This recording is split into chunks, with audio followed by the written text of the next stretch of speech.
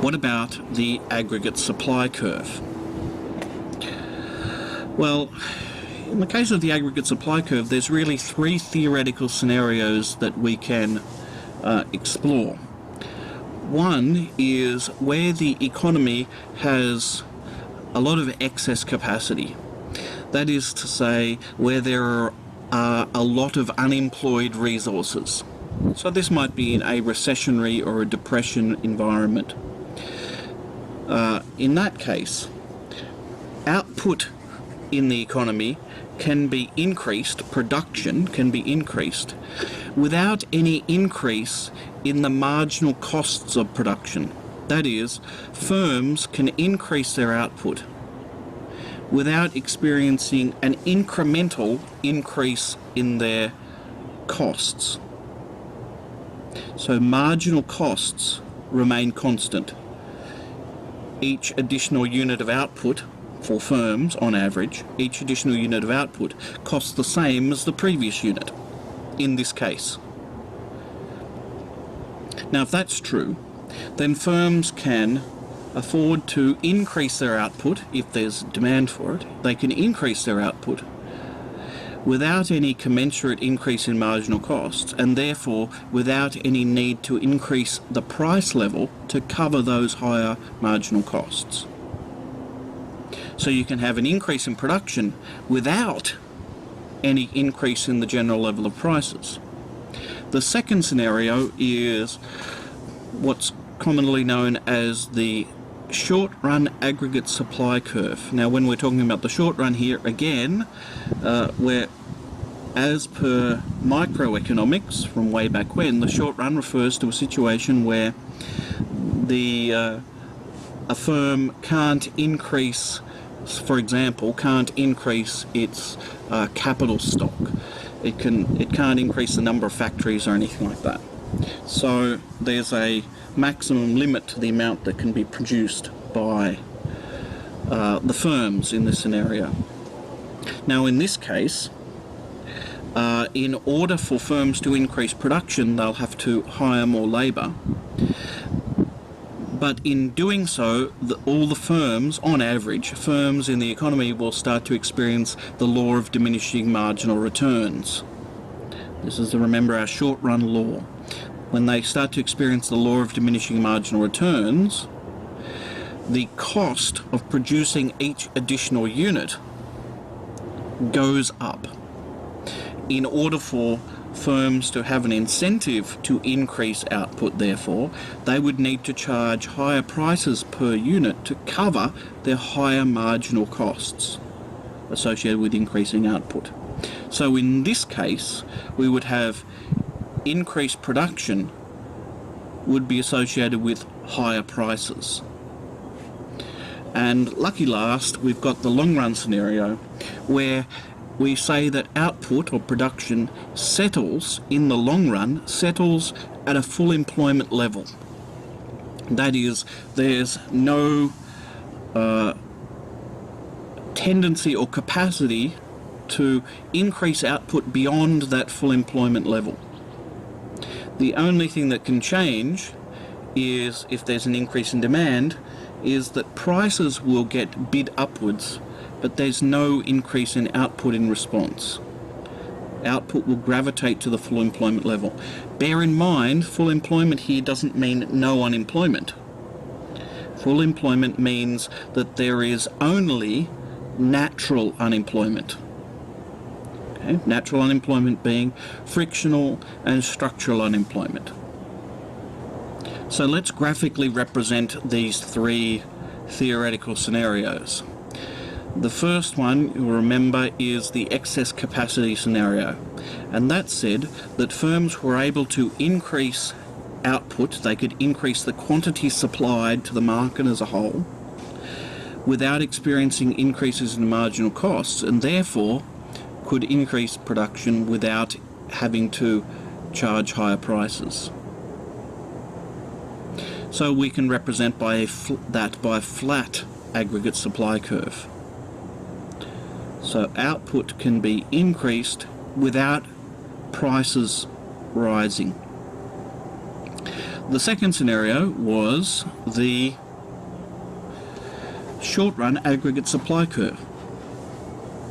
Now remember, the short-run aggregate supply curve was a situation where, well, the short-run aggregate supply curve just doesn't go straight upwards, 45-degree line.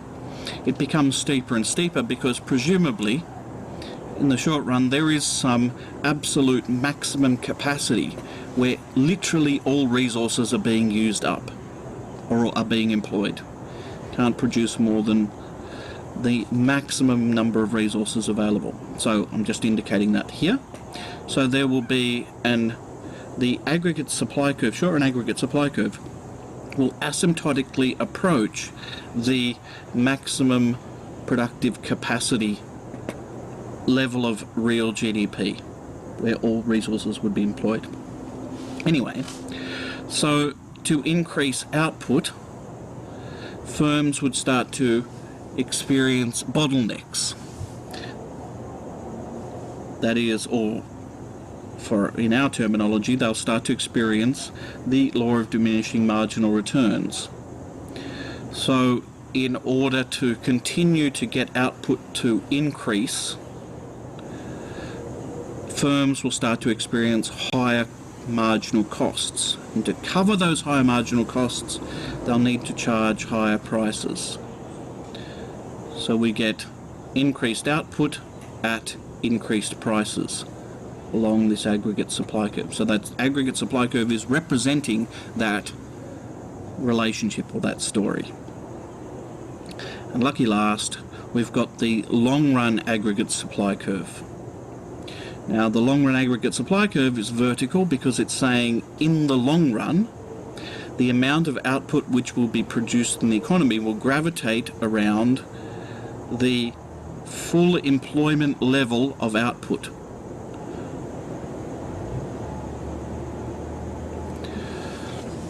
So the full employment level of output is where there is only natural unemployment. There is no involuntary unemployment. There's only frictional and structural unemployment. So the only variable in this case that can change is the price level.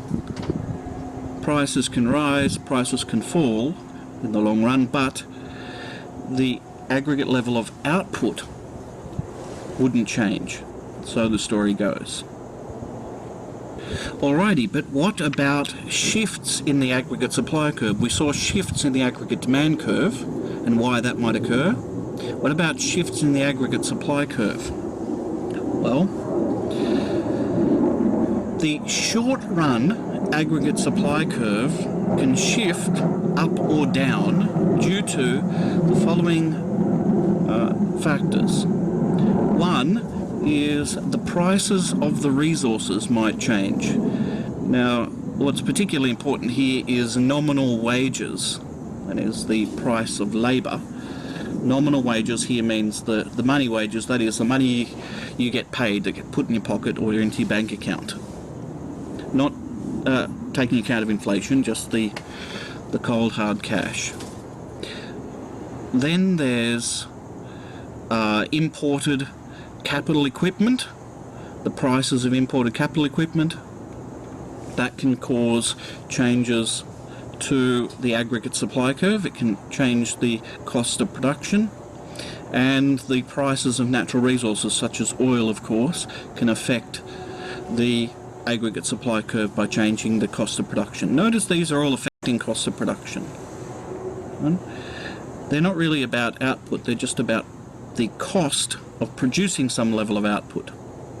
But the aggregate supply curve can also be shifted by changes in the productivity of the resources. So the chief one here is labour. If labour productivity can be increased, then the cost of producing a given amount of output would fall, and therefore the prices that would have to be paid for that output over time would fall as well.